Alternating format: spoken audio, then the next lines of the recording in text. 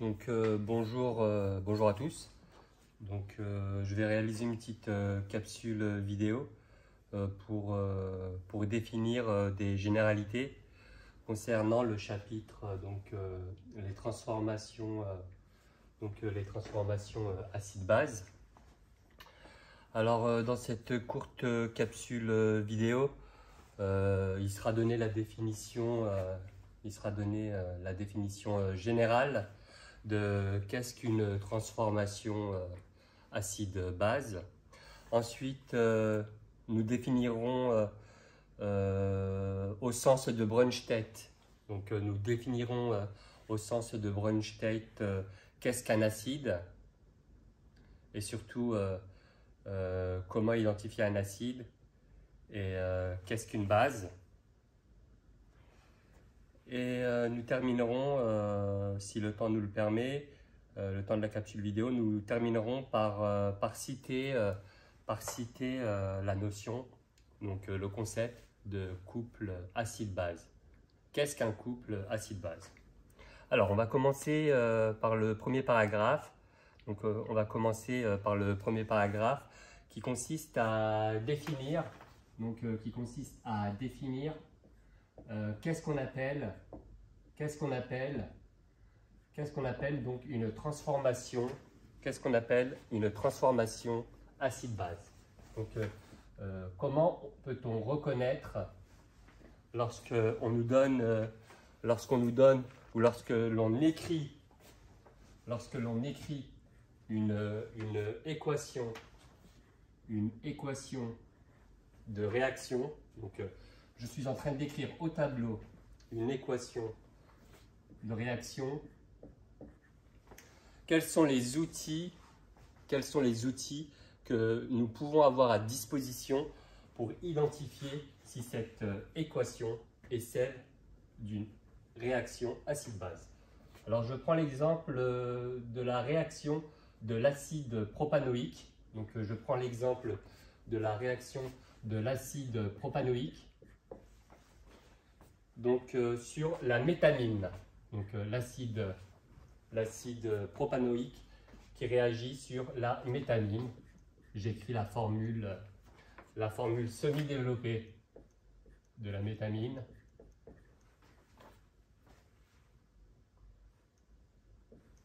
Donc voici l'acide propanoïque qui réagit avec la méthamine. Alors nous obtenons donc deux produits. Nous obtenons deux produits de réaction. Nous obtenons l'ion éthanoate. J'écris la formule semi-développée de l'ion éthanoate. Et le deuxième produit qui est formé, est donc une espèce chimique qui s'écrit sous la forme semi-développée suivante, CH3, NH3+. Donc voici au tableau une équation de réaction. Comment peut-on reconnaître qu'il s'agit bien d'une équation de réaction associée à une transformation acide-base? Alors c'est très simple. Il suffit de remarquer la chose suivante. On constate une très forte similitude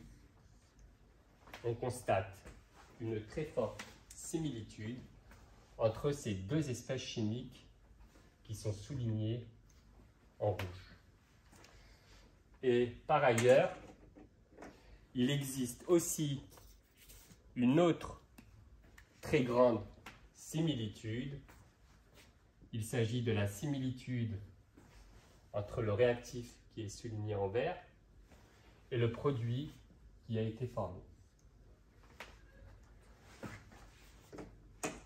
Alors, plus précisément, quelle est cette similitude et surtout, quelles sont les différences? Donc, si on regarde ce qui a été souligné en rouge, si on regarde ce qui a été souligné en rouge au tableau, on peut remarquer la chose suivante. On peut remarquer la chose suivante, qui est de dire que pour passer de cette espèce chimique-là, à celle-ci,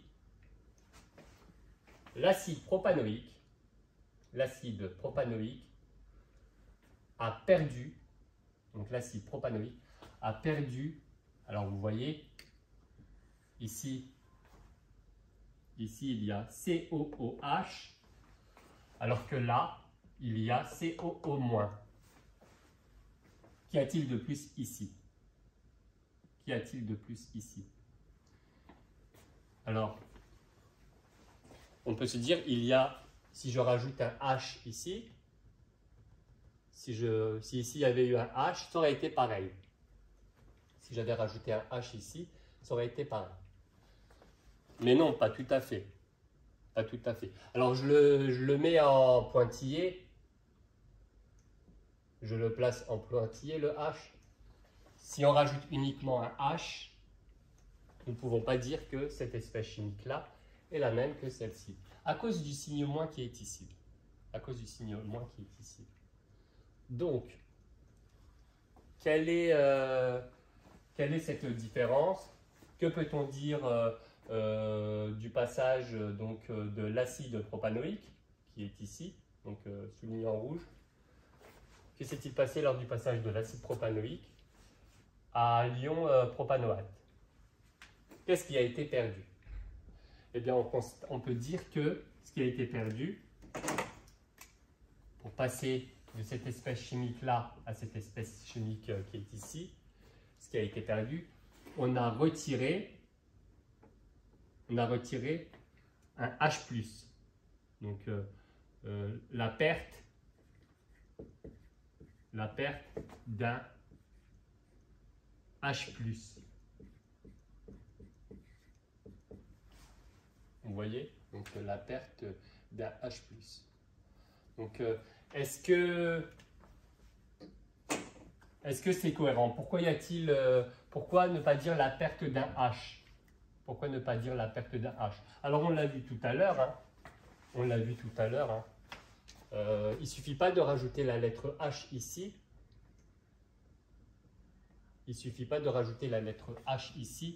Pour reformer l'acide propanoïque à cause du signe moins. Par contre, si on rajoute la lettre H ici et le signe plus, donc si on rajoute à l'ion propanoate, vous voyez l'ion propanoate qui s'écrit réellement CH3, CH2, COO-, d'accord? On remarque que si on rajoute un H+, à l'ion propanoate, effectivement, on peut reformer l'acide propanoïque. Comment ça se fait? Que se passe-t-il au niveau des charges, au niveau de l'astuce qui vient d'être faite, c'est-à-dire de rajouter le plus? Eh bien, vous pouvez remarquer la chose suivante. Le moins et le plus, une charge moins et une charge plus, s'annihilent. Et donc, effectivement, en rajoutant non pas un H, mais en rajoutant un H+, il est possible de reformer l'acide propanoïque. Donc, pour dire les choses de manière plus claire, lors de la transformation chimique qui est modélisée au tableau par cette équation de réaction, donc lors de cette transformation chimique, l'acide propanoïque a réagi donc avec la métamine, et ça a eu pour conséquence au niveau de l'acide propanoïque la perte d'un ion H+. Qui a eu pour conséquence de former l'ion propanoate. Donc, qui a eu pour conséquence de former l'ion propanoate. regardons désormais au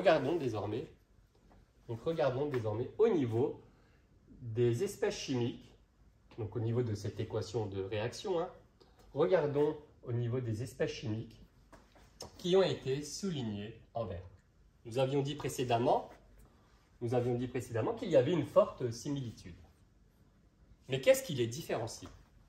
Que s'est-il passé lors du passage de ce réactif qui est la métamine? Donc, qu'est-ce qui s'est passé lors du passage au niveau du réactif, la métamine? Que s'est-il passé lorsque ce réactif est devenu ce produit de réaction? Qu'est-ce qui différencie donc ces deux espèces chimiques qui sont là? Qu'est-ce qui a été perdu? Ou qu'est-ce qui a été gagné? Alors, on retrouve un cas presque similaire au cas qui a été évoqué avec les espèces chimiques qui ont été soulignées en rouge. Alors, plus précisément, vous remarquez la chose suivante. Au niveau de ce produit de réaction, par rapport donc au réactif métamine, on constate qu'il y a un atome d'hydrogène en plus. Donc au lieu de H2, il y a H3. Il y a une charge plus qui est apparue. Donc si on fait le bilan, il y a un atome d'hydrogène H qui est apparu et une charge plus qui est apparue. En fait, ce qui s'est passé, c'est que cette espèce chimique qui est ici, donc la métamine, lors de cette transformation chimique, la métamine a capturé donc la capture d'anion H+.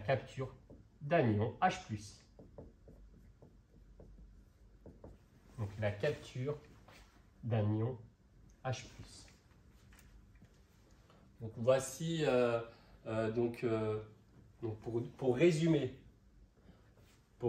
donc cette deuxième petite parenthèse hein, qui concerne cette fois-ci les espèces chimiques qui ont été soulignées en vert. Donc pour résumer les propos précédemment tenus,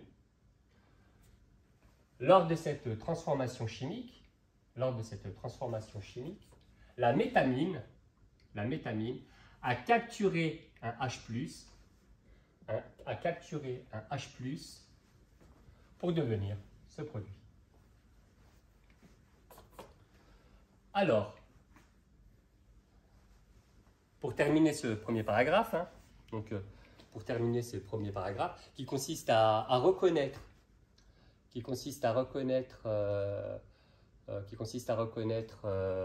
une transformation acide-base, pour terminer ce premier paragraphe, il faut se poser la question suivante. D'où vient le H+, qui a été capturé par la métamine? La métamine, espèce chimique donc, la métamine, où a-t-elle trouvé le H+, qui lui a permis de devenir ce produit-là? La réponse est assez simple. Le H+, qui a été perdu. Donc, souvenez-vous, hein, l'acide propanoïque a perdu un H+ pour devenir l'iopropanoate. Hein. Donc, l'histoire est très simple à comprendre. Le H+ qui a été perdu par l'acide propanoïque, il n'a pas vraiment été perdu. Il a été libéré dans le milieu réactionnel. Hein. Il faut imaginer donc un milieu réactionnel, souvent symbolisé par un bécher.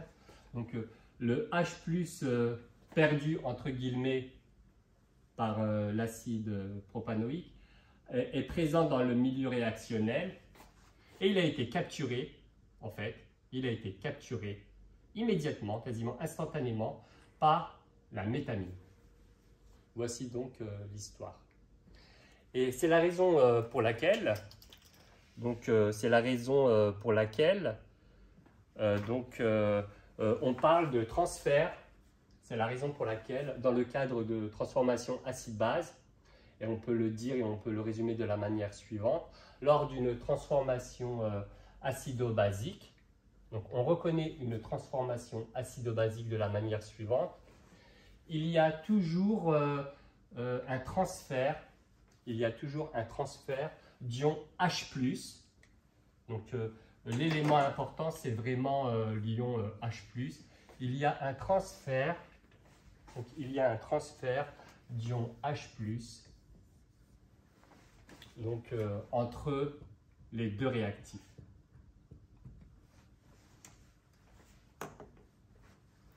Donc je termine là-dessus. Donc je termine là-dessus cette première parenthèse. Hein. Donc je termine là-dessus cette première parenthèse. Qui a consisté à définir de manière générale,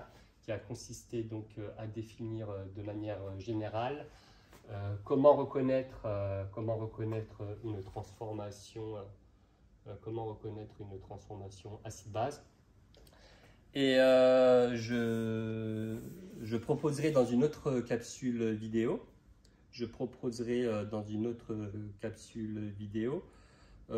comment faire pour reconnaître, parce que bien évidemment, là au tableau, on vient d'expliquer que l'équation de réaction qui est au tableau est une équation de réaction associée à une transformation acide-base.